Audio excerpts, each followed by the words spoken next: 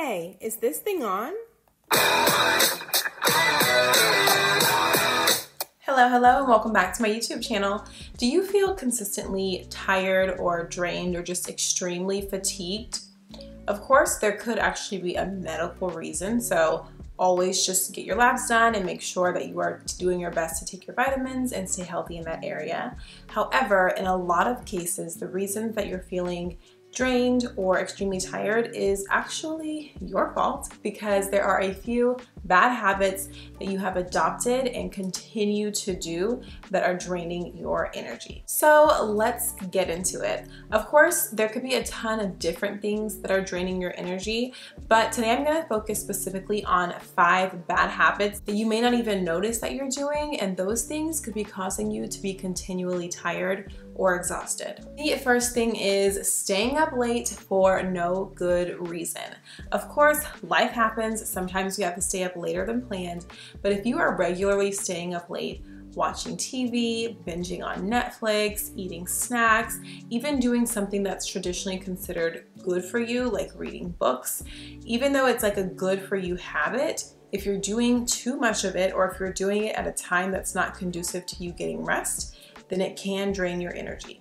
So really be mindful about how late you are staying up and try to be intentional about getting to bed at a decent time where you're going to be able to get a full night of rest and wake up feeling refreshed for the next day.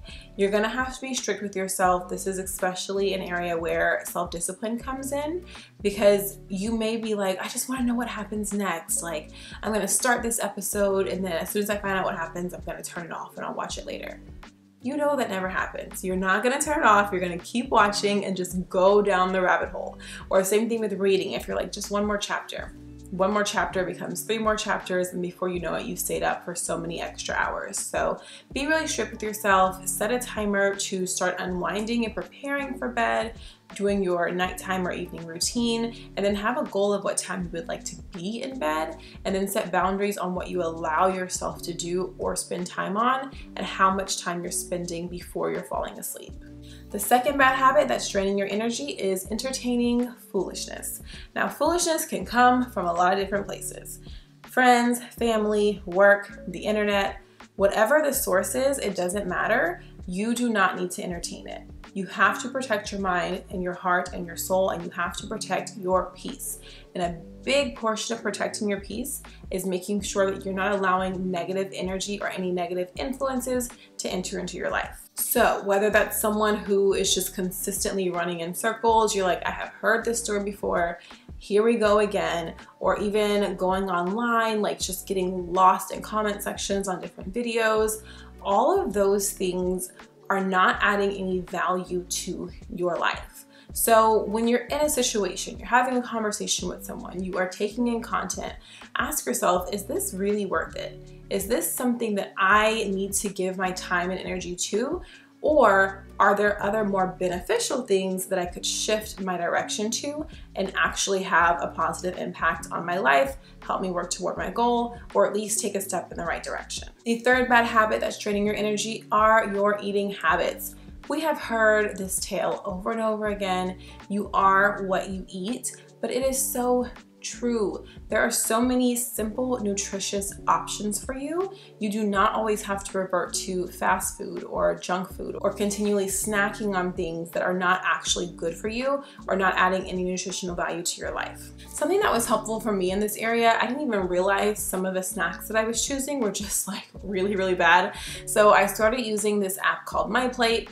I simply enter what I ate for the day, it tracks everything, but what I really love is that it separates it into different food groups. So I know if I've gotten enough protein, if I've eaten a lot of sugar, and I can then look at that data and make an assessment to improve my diet to make sure that I am trying my best to eat healthy and to eat nutritious. You just feel better when you consistently eat well. No, the first time you eat a carrot, you're not gonna have a completely changed life, but each time you eat a carrot, you're creating a habit and you are teaching your mind and your body what it needs to feel great. You're showing appreciation for your body, and in turn, your body is going to show appreciation for you. So just be thoughtful about what you're eating. Don't always go for the easy things. Meal prep doesn't have to be something that's extremely long or difficult. I have a meal prep video that I made on this channel. That one was a bit more detailed because I was making like potatoes and veggies and chicken, but also another option is just to go to the grocery store, get something that is pre-made, just actual food. Doesn't mean you have to eat salads all the time, but a well-balanced meal, especially at stores where they have like those pre-made ready meals. Go grab a starch, a vegetable, some type of protein, and then you've got your meal prep for a few days. Don't overthink it, don't make it harder than it has to be, but also don't revert to just putting really bad stuff in your body because that's the easiest option for you. The fourth bad habit that's draining your energy is actually kind of related to food, but this one is more so on drinks. So you have to remain hydrated. I know some people are like, I don't like water. What am I supposed to do?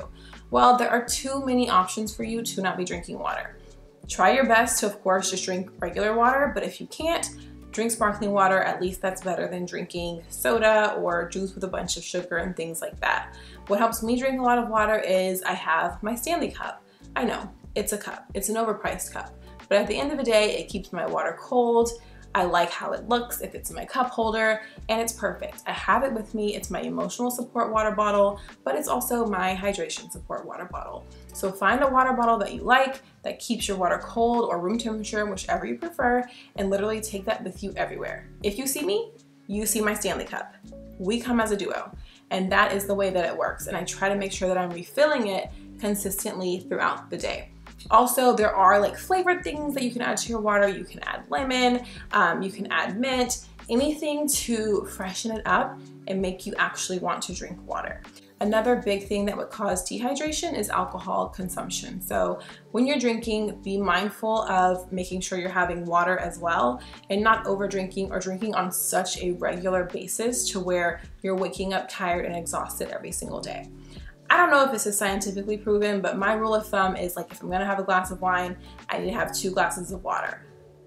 Does it actually work? I'm not sure, but either way, I'm getting 2 glasses of water and I'm not continually just having wine and pulling my energy. I'm actually putting some energy back into my body with water, and everything balances out really well. And finally, the 5th thing that could be draining your energy is actually more of an internal emotional thing, and that is holding on to the past. You have to let it go. I know it's easier said than done, but really take a moment to think about what you're holding on to, what you're ruminating on, the things that you let your mind wander to throughout the day. Are those things that are helpful?